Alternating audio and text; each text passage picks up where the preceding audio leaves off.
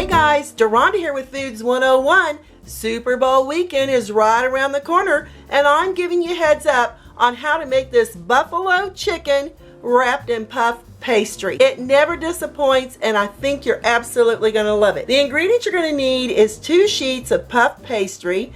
This can be found in the frozen food section of your supermarket. Let it thaw in the refrigerator overnight before using. You're going to need 1 package of your dry mix ranch dressing. We're going to use about a teaspoon. 4 slices of cheddar cheese, a half a cup of sour cream. I'm using a hot sauce. I'm going to show you how to sprinkle it on here in a little bit. You can use as much or as little as you wish. 1 cup of shredded Colby cheese. 1/4 cup to 1/2 cup of green onions. Some people will know this is spring onions. And I'm using 6 slices of rotisserie seasoned chicken breast. You can use the slice, or you can buy a rotisserie chicken, pull the meat off the skin and the bones, and use that as well. We've got 1 egg that I'm going to add a little water to. I'm going to use it for an egg wash on the top of our puff pastry, and I'll show you how I'm going to do that here in a little bit. Let's get started. On a large cookie sheet that I've lined with parchment paper. This isn't necessary, but it really helps the look on the bottom of your puff pastry.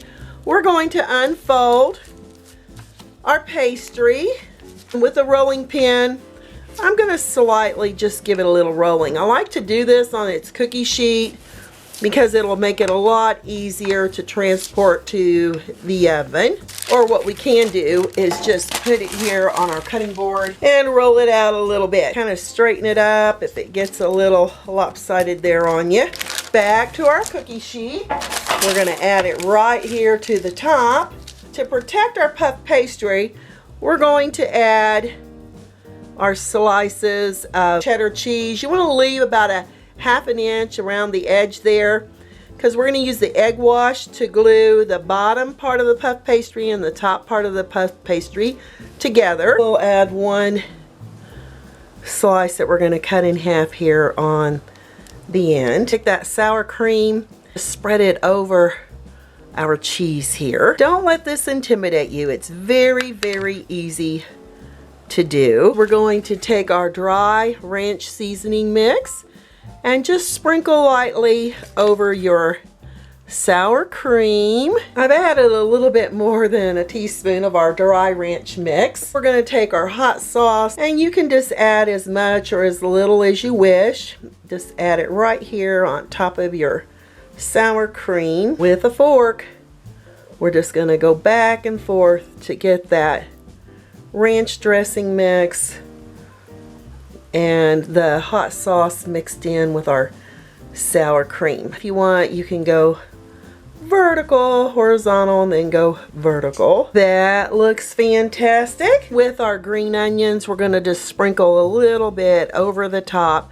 You can add 1/4 of a cup. You can add a 1/2 of a cup. I'm going to leave that up to you. Or you can leave it off if you don't like green onions. But I'm telling you, it's going to give this a punch of flavor. Add our slices of chicken right here to the top. I like to add it this way, and then I like to turn it and add it this way. Add our cheese to the top of this. And again, the reason we add our cheese on the bottom and on the top is to protect that puff pastry, because you don't want your puff pastry getting soggy from your other ingredients. Give your egg a slight beating. This acts as our glue along the edges of our puff pastry. Plus, it'll give it a lovely golden color once it's baked. Using a brush, we can just go around the edges, because we're going to glue it to the top puff pastry. And I got a little bit too close to the edge, but it'll still work. For the top puff pastry, I wrote out a little larger than the bottom because we want it to fit over all of our center goodies. We can just take it out, and we're going to crimp the edges. You can use a fork to do this. You can actually even tuck it under if your ends are just a little longer than they should be. And at this point, you want your oven preheated to 350 degrees Fahrenheit. Back with the egg wash, we're going to brush the top of our puff pastry to get that golden, shiny color that we're looking for. Make sure you get around the edges. With a knife, we're going to ventilate the top of the puff pastry. Gonna make some holes in the top. You can do it in a pattern, or you can just make 1 or 2 slices. I'm gonna leave that up to you. Back with the fork, we're gonna go ahead, make sure the edges have sealed together.